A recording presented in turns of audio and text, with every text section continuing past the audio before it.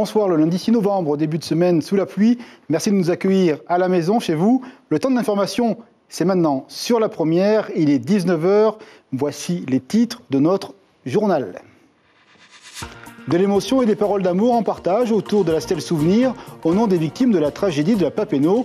Il y a un an, une communauté d'hommes et de femmes réunis pour faire vivre le visage tendre des défunts avec une idée à l'esprit, plus jamais cela. L'agenda politique du Fénois ne manque pas de débats, voire de controverses. La question de l'installation des métropolitains en Polynésie a donné à voir des points de vue très contrastés, voire contrariés. Nous faisons le tour des partis politiques locaux dans cette édition. Sur cette question-là, ou encore autour du séminaire de demain sur les réalités des personnes LGBT au Fénois, nous aurons écouté une voix autorisée de l'Assemblée. La représentante Teritaï du Tapura nous attend pour une analyse précise de ces sujets. Merci, à tout à l'heure. Plus de 1000 Iwasan chaque année, une activité intense qui parfois agite des débats. Le temps d'attente avant le décollage de l'hélicoptère ou de l'avion interroge souvent les familles, du retard ou tout simplement des contingences de nature technique. Nous vous détaillons la mécanique de tout ceci depuis le centre 15 du Taoné. Le Living Lab, un nom pour faire avancer la connaissance, ce regroupement de chercheurs du CNRS, venus d'horizons divers, sera une source d'expertise passionnante pour les décideurs, mais aussi pour les citoyens du pays. Son lancement a eu lieu la semaine dernière à la présidence. Pour en savoir plus, qui, quoi, comment, un invité dans ce journal, Pierre Sazal, ce directeur du CRIOB est également le représentant du CNRS ici, spécialiste des coraux. Il va nous en dire bien plus tout à l'heure. Merci beaucoup, monsieur. Plus la peine de se voir en chair et en os pour se défier sur le plan sportif. Le e-sport se développe à la vitesse fulgurante des réseaux sociaux. Une compétition a réuni une centaine d'enfants du Fénois, répartis sur les deux hémisphères de la planète, à découvrir à la fin de ce journal. Et le silence s'est fait autour de la stèle en souvenir des disparus de la tragédie de la Papeeno. C'était il y a un an. Aujourd'hui, la famille a pris la parole pour rappeler ce lien d'amour, l'unissant avec ses proches décédés, dont pour certains le corps n'a jamais été retrouvé. Une cérémonie simple, faite d'humanité, où quelques larmes d'émotion ont coulé sur les joues du public pour ne jamais oublier. Sur place, notre journaliste Rayay Nadjarian avec les images de Sandroli. Tout ce que je peux dire à toutes les familles qui sont touchées par ce deuil, cette disparition, nous y sommes là. Un an jour pour jour que cette famille originaire de Papeeno s'en est allée. Aujourd'hui encore, la douleur pour les proches est toujours aussi présente. Difficile d'en parler, de pardonner ou encore d'oublier. Une centaine de personnes se sont réunies, des familles avec leurs enfants, mais aussi des amis, afin d'honorer la mémoire des disparus. Un réchauffement au cœur pour les proches des victimes. Avec ce que la commune a préparé pour nous, ça nous permet quand même, je ne dirais pas de faire le deuil. Le deuil, c'est sûr qu'on le fera peut-être jamais pour certains, mais avec ce qu'ils nous ont proposé là comme lieu de recueillement, pour nous, ça me touche beaucoup, c'est fort. Hein. Ça fait chaud au cœur, ça veut dire qu'ils n'ont pas aussi oublié comme nous. Nous ne les avons pas encore oubliés. Je remercie beaucoup ce que la mairie en fait. Mais ce n'est pas que de maintenant, même pendant les drames, la commune, ils ont fait beaucoup pour nous, ils nous ont aidés pendant les recherches. Une stèle ornée d'une plaque en marbre. C'est un cadeau unique fait par la commune de Hitiautera. Et pourtant, son Tavana Henri Flore déplore 9 autres victimes depuis 1998 dans les eaux tumultueuses de la Papeeno. C'est un lieu stratégique et accessible à tout le monde. Hein. Tout le monde peut venir. Maintenant, il y a un lieu de recueillement. Donc, c'est plus facile pour les familles, pour la population, pour les amis, de venir ici pour recueillir. Et voilà. La rivière est à côté. En face, il y a l'embouchure. Il y a cet vaste océan. C'est leur demeure provisoire en attendant la demeure éternelle. D'autres familles sont attendues d'ici mercredi pour ne pas oublier, alors que sur le terrain, les mesures pour éviter qu'un tel drame ne se reproduise, elles, se font attendre. Depuis le 6 novembre 2022, les secouristes qui interviennent dans la vallée ont bien reçu du matériel supplémentaire, mais les gardes champêtres demandés par la commune au territoire, eux, se font attendre. Et toujours du côté de la Papenaud, 85 millions pour ce nouveau pont au PK14 de la piste traversière qui serpente la vallée. Il a été inauguré au mois de septembre dernier. Construit en 6 mois, cet ouvrage permet un passage en sécurité de la rivière. C'est vrai également pour les visiteurs, mais aussi pour les employés qui s'occupent des centrales électriques qui sont par là-bas. Le surveillant du chantier répond à notre ami Sandroli. Nos agents passent tous les jours dans cette vallée, empruntent cette piste. Donc nous avons mis en œuvre un pont de façon à sécuriser le traversée. Et éventuellement, s'il y a un doute, de sortir par la vallée à l'opposé, qui est la vallée de Vehiria. Ce pont a été préparé en étude il y a plus d'1 an. Nous avons mis 6 mois pour réaliser ce chantier et nous avons mis en service le mois de septembre dernier. Je veux rappeler les consignes de sécurité concernant la vallée. Donc pour les usagers, si vous voyez qu'il y a une crue, ne pas passer en force. Laissez le temps à la crue de redescendre et à ce moment-là, continuer son chemin. Chapitre politique dans ce journal, un thème qui revient régulièrement dans le débat public. Et il avive les oppositions, réalité ou supposé qui tient aux impressions. Nous parlons du phénomène migratoire des Français venus de métropole. L'intervention d'un représentant du Tavini à l'APF a relancé la question en forme de controverse au cœur de l'actualité. Nous avons tenté de décrypter les faits, et ce sous l'éclairage des regards politiques locaux. Reportage Kaline Liénard avec David Chang. Je n'ai pas peur du changement climatique, j'ai plutôt peur du changement démographique. Cette invasion continue, je veux l'indépendance aujourd'hui. Des propos tenus par Oscar Temaru le 24 octobre dernier. 2 jours plus tard, le représentant bleu ciel Mitema Tapati affirme en langue tahitienne dans l'hémicycle « Notre pays a considérablement blanchi aujourd'hui. Dans les rangs de l'opposition, on s'insurge. » On est tous dans cette philosophie de vouloir garantir effectivement les terres pour les Polynésiens et de garantir les emplois pour les Polynésiens à compétences égales, évidemment. Mais à partir du moment où on qualifie les Polynésiens selon leur couleur de peau, là, on n'est plus d'accord du tout parce qu'on tombe dans du racisme. Le Tavini a toujours tenu des propos à la limite du racisme. Donc on pensait qu'ils avaient évolué avec la présidence de Moïse Bruderson et nous voyons aujourd'hui qu'il y a à la base du Tavini qui reste toujours anti-État, anti-Popa. Et moi je souhaite surtout entendre ce que Moïse Bruderson, notre président, pense de ces propos. Je condamne les propos tenus par Oscar Temaru ainsi par Tapati Mitema, d'autant plus que Tapati est un ancien pasteur qui prône avant tout l'unité, la paix, peu importe la couleur de la peau, nous sommes un seul et unique peuple.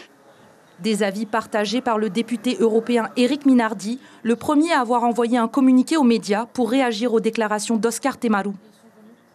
Je ne comprends pas ce propos-là. Franchement, il me déçoit parce que j'ai beaucoup de respect et même une certaine affection pour Oscar Temaru. Je suis désolé, mais la vague migratoire dont il parle, les statistiques prouvent qu'aujourd'hui, c'est l'inverse. Il y a beaucoup moins de métropolitains aujourd'hui qu'il y a encore il y a 10 ans. Selon l'ISPF, entre 2017 et 2022, le solde migratoire était négatif, moins 6500 individus, ce qui signifie qu'il y a eu plus de départs que d'arrivées en Polynésie française. Et nous prolongeons le débat avec la présidente Thierry Taille du groupe Tapura à l'APF. Elle nous attend depuis la Chambre de commerce. Bonsoir présidente, merci de nous accueillir. Dites-moi, quel est le regard que vous portez? Est-ce que vous êtes inquiète par rapport à ce type de débat qui peut enflammer la vie paisible du Fénois?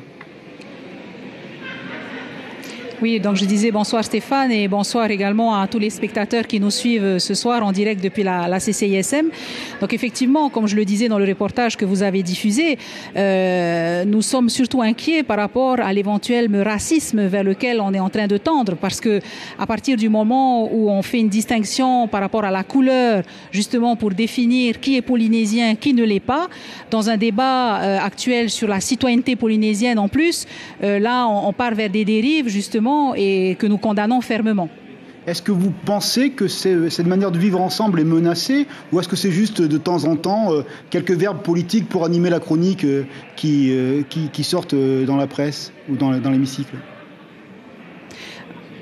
Alors, comme le disait Nicole Sanker dans l'interview que j'ai bien entendue, c'est vrai que le Tavini Wiratira a toujours été à la limite dans le langage parce qu'il y a cet amalgame qui est fait entre la protection de l'emploi local, la protection du foncier et finalement la discrimination selon la couleur de la peau.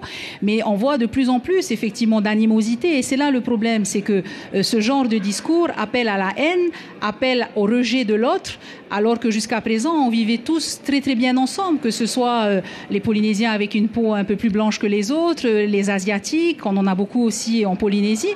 Donc aujourd'hui, ça voudrait dire, si je reprends les propos qui ont été tenus à l'Assemblée, que seuls finalement ceux qui ont une peau bien bronzée peuvent être considérés comme des Polynésiens.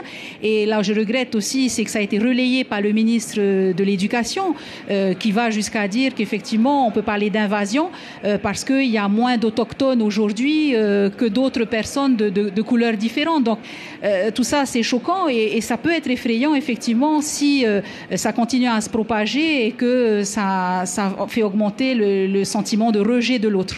Présidente, également un regard sur le rendez-vous demain, l'université, autour de la question LGBT, des droits et du statut accordé à toutes ces personnes-là. Est-ce que c'est un débat important pour vous? Est-ce qu'il a toute sa place aujourd'hui? Ou est-ce qu'il faudrait avoir un regard un petit peu différent, notamment sur les questions sociales? Alors, on va dire que c'est un débat qui est important, effectivement, parce qu'on a une communauté quand même qui est importante, une communauté LGBT, RR. Je le disais en tahitien, pas plus tard qu'il y a 10 jours, on a eu l'élection de Miss Transgenre qui a été très, très plébiscitée, où il y a eu un soutien pas possible, qui montre à quel point la communauté est bien insérée. Après, au-delà de cette importance-là, il y a des sujets d'actualité qui sont beaucoup, beaucoup plus importants et qui passent avant la décolonisation, avant effectivement les séminaires comme celui que nous allons vivre à partir de demain. Mais je ne dis pas ça pour minimiser l'importance de ce séminaire. Mais effectivement, aujourd'hui, on a l'impression qu'on met plus en avant des séminaires sociétaux que des vraies décisions sociales, la cherté de la vie. On revient toujours sur ces sujets dont on ne parle pas finalement aujourd'hui, alors qu'on fait des publicités extraordinaires autour de séminaires comme celui de demain ou de la décolonisation. Merci beaucoup de nous avoir accordé quelques minutes et très très bonne soirée. Merci pour ce regard sur l'actualité politique du pays. Bonne soirée à vous. Merci à vous. Merci, bonne soirée. Un constat pour continuer ce journal, le service mobile d'urgence et de réanimation, ce sont 2 médecins et 2 infirmières en permanence prêts à partir en cas de nécessité. Vous le voyez sur l'écran. Et ce chiffre se discute tant le volume des EVASAN est très important chaque année. Il y a parfois quelques petites aspérités, à défaut de retard, dont chacun peut discuter la définition. Il peut y avoir un temps d'attente qui semble long aux patients, aux familles, mais très souvent, il a des raisons de nature technique ou liées aux pratiques médicales. Le point sur cette question sensible, depuis les coulisses du centre 15, ici à Papeete, reportage Melissa Chong avec Vetea Terei. Donc on a une errance du regard, une respiration stertoreuse. Ce patient est dans le coma à Rikitea, soit à plus de 1600 km de la capitale, mais c'est depuis l'hôpital du Taoné que la suite de ses soins s'organise. Déclenchement du Casa pour aller à Rikitea, de toute façon ça va faire... Raroya, ils sont où là? Physiquement, ils sont partis à 40 fois. Ils sont juste au-dessus de ma clé. Je sais pas, ça se discute. Le déclenchement d'une évacuation sanitaire s'effectue ici, au centre de réception et de régulation des appels, plus communément appelé le centre 15. Une assistante de régulation répertorie l'adresse, l'identité du malade et le motif de l'appel. Le médecin régulateur évalue la situation et engage des moyens adaptés, à savoir rapatrier le patient avec une équipe médicale en ambulance, par avion ou par hélicoptère jusqu'au CHPF. L'EVASAN est une décision qui engage donc une très forte responsabilité. Ce patient-là, on se dit, il faut aller tout de suite le chercher. Il a fait un arrêt cardiaque, le cœur est reparti, il faut aller le chercher tout de suite. Je suis complètement d'accord. Sauf que là, ce malade, il va falloir qu'on vérifie si on peut le bouger un petit peu. On va voir s'il va pouvoir supporter le fait de monter en altitude. Et ça, il faut se donner à peu près 45 minutes, 1 heure pour voir s'il se stabilise. Arriver avec un avion, une équipe et qu'on ne puisse pas mettre les gens dedans, il n'y a rien de pire. Parce que moi, j'ai peut-être un enfant qui est en train de se noyer sur une autre île. Adapter la réponse aux besoins, voilà toute la difficulté dans ce métier où se mêlent urgence et vie humaine. Pour les familles des patients, souvent très angoissées, l'attente est interminable. La Polynésie, c'est 5 millions de kilomètres carrés, c'est 76 îles habitées, il y a 300 000 habitants, donc on ne peut pas être partout. Le retard peut s'expliquer aussi par des vecteurs qui peuvent parfois être plus très adaptés aujourd'hui. Moi, je suis dans la dynamique de créer un hélice mur sur le toit de l'hôpital et aussi d'avoir un avion rapide pour aller vite et loin. Voilà, c'est des moyens humains. Voilà, aujourd'hui, il faut comprendre qu'on n'a quand même que 2 équipes médicalisées pour assurer l'ensemble de la Polynésie. À ce jour, le Centre 15 peut s'appuyer sur un hélicoptère seulement en journée de 6h à 18h. Dépassé cet horaire, celui-ci ne volera pas pour une évacuation sanitaire. Que ce soit en hélicoptère ou en avion, près de 1000 interventions par les airs sont enregistrées chaque année. Et une décentralisation pour le don du sang. Les équipes du Taounais ont pris place dans un lieu emblématique de Tahiti, le musée des îles, indirectement un symbole de la fraternité et de la générosité du peuple polynésien. Évidemment, le don en est l'illustration la plus éclairante et on peut dire qu'il y a eu du monde. Valérie Séganin est médecin au CHPF. Nous l'écoutons, elle répond à David Chang. C'est un défi effectivement à plusieurs niveaux. Déjà par rapport aux œuvres qui sont exposées. Donc l'exposition actuelle s'y prêtait assez facilement. Et puis également c'est un défi pour pouvoir transmettre l'information, pour que les bénévoles puissent connaître le lieu, la date, pour pouvoir venir donner leur sang. Déjà c'est parce que c'est dans une commune où il y a quand même beaucoup d'habitants. Et puis c'est surtout pour pouvoir un petit peu être plus attractif. Le don de sang c'est un acte bénévole, gratuit, anonyme. Et pour nous, c'était l'occasion de faire parler du don de sang et puis de proposer quelque chose un peu d'inhabituel aux donneurs de sang. Science, une convention entre des chercheurs et le pays. Une belle promesse d'expertise pour le Fénois. Lancement formel la semaine dernière à la présidence. 40 chercheurs de disciplines réunis pour des analyses au fil de l'eau. C'est un peu l'objectif de ce projet. Nous en parlons ce soir avec notre invité en plateau, Pierre Sazal, directeur du CRIOBL et surtout représentant du CNRS ici. On peut dire vraiment qu'on a mis la barre très très haut. 4 directeurs d'institut à la présidence avec vous. Il y a vraiment une ambition forte pour ce projet. Oui, bonsoir, merci de me recevoir. Oui, alors c'est vraiment exceptionnel de recevoir 4 directeurs d'institut du CNRS en Polynésie française. On avait aussi la directrice de la MITI. La MITI, c'est cette mission interdisciplinaire qui permet de faire le lien entre les différents instituts. Et c'est la préfiguration en fait de la feuille de route du CNRS pour les Outre-mer qui était en place et qui venait se faire décliner pour la Polynésie française avec ses directeurs d'institut. Qu'est-ce qu'on va faire, de la recherche fondamentale ou vraiment de la recherche appliquée? Parce que c'est sous l'égide aussi de la Maison de la Science de l'Homme. Est-ce que nos habitants vont avoir des résultats concrets par rapport à tout ce que vous allez faire? Alors c'est justement ça qui venait faire lors de cette mission, c'était faire sortir un peu la recherche de son carcan un peu qu'on connaît, les chercheurs avec les cheveux ébouriffés et les blouses blanches. C'est vraiment le Living Lab, c'est la science pour les gens et par les gens aussi. C'est-à-dire qu'il y a les organismes de recherche, l'UPF, l'IRD, l'IFREMER, l'ILM et le CNRS qui ont signé un pacte, mais aussi les acteurs de la société civile, les associations qui peuvent intervenir dans ces programmes de recherche et qui doivent être aussi des acteurs de leur propre... Par exemple, vous avez un projet sur la question foncière. Voilà, l'Observatoire de géophysique et de géodésie de la Polynésie, c'est effectivement à la base observer la Terre sous toutes ses formes, mais ça permet aussi d'avoir une cartographie au millimètre près des terres en Polynésie française. Et on sait que le foncier, c'est quand même un sujet qui concerne beaucoup de personnes en Polynésie, mais aussi le réchauffement climatique et la montée des eaux. On essaye d'estimer comment va se passer la montée des eaux dans l'avenir avec ce genre d'appareil. On change de casquette, on va parler au directeur du CRIOBL. Alors là également, beaucoup de projets vers le public. Également une petite visite des Jeux Olympiques. Allez, on parle du projet pour le public et on finira avec la visite par rapport à la Tour des Juges. Alors, pour la Tour des Juges, il y a effectivement une visite qui a eu lieu parce qu'on a un appareil qui est un outil qui est exceptionnel, un bateau sur lequel il y a des pieux qui se mettent sur le fond et qui soulèvent le bateau. Donc vous comprenez, et puis bien sûr ça abîme pas le corail, ça a aucun effet sur le milieu. Donc vous comprenez que ça les intéressait parce que c'est quelque chose d'amovible. Une fois qu'on l'utilise, on peut le sortir, aller le mettre ailleurs, etc.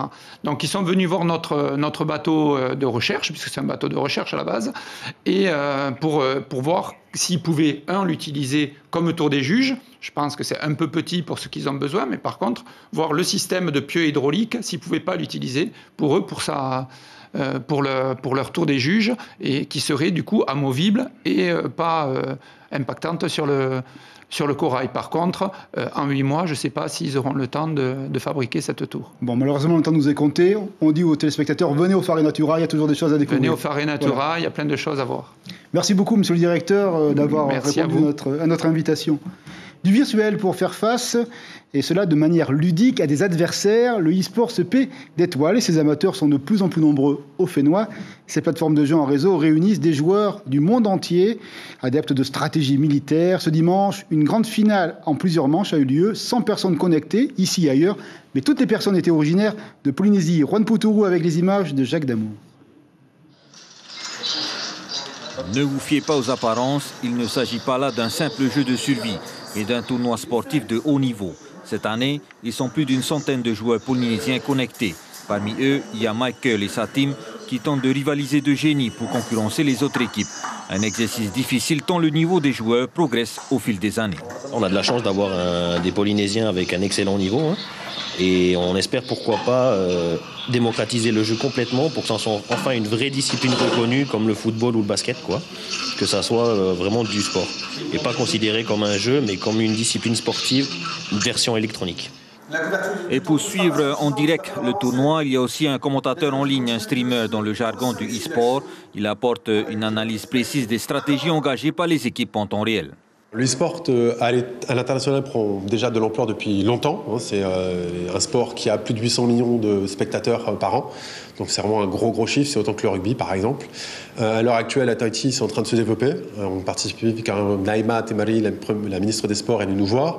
On a quelque chose qui est en train de se créer avec le gouvernement Brotherson qui est en cours. C'est un gros tournoi entre Polynésiens, entre 9-8-7 et autour du jeu code mobile. Voilà. On essaie de développer en fait le côté mobile des jeux vidéo avec cette compétition. Un sacré engouement. Après, c'était un jeu qui réunit toutes les disciplines d'âge, que ce soit les plus jeunes à partir de 15 ans jusqu'à 30 ans, 40 ans. L'année prochaine, le premier tournoi de e-sport aura lieu en février. Il y en aura 4 au total en 2024. On voit toutes les générations sont réunies pour cette nouvelle pratique sportive devant l'écran. C'est quasiment la fin de ce rendez-vous d'information. Nous vous rappelons l'information principale, évidemment. Elle a trait au souvenir à la Papineau avec beaucoup d'émotion ce matin, en présence de la famille et de l'unique survivant de la tragédie des crues de l'année 2022. Une stèle a été inaugurée en mémoire des défunts avec une double espérance partagée par la population. Ne pas oublier les défunts et surtout éviter la reproduction de pareils drames. Voilà donc pour ce rendez-vous de ce matin. On va s'intéresser au programme de la soirée. On va aller au cœur du pouvoir aux États-Unis avec 2 séries de fiction. Vous voyez, celui qui a été désigné survivant et puis scandale également. Tout ça à la Maison Blanche. Merci d'avoir été fidèles au rendez-vous de la première. Demain soir, 19h, on revient pour les informations en français. Demain matin à la radio. Et pour les dernières nouvelles du Fénois. Belle soirée sur la première et à très bientôt.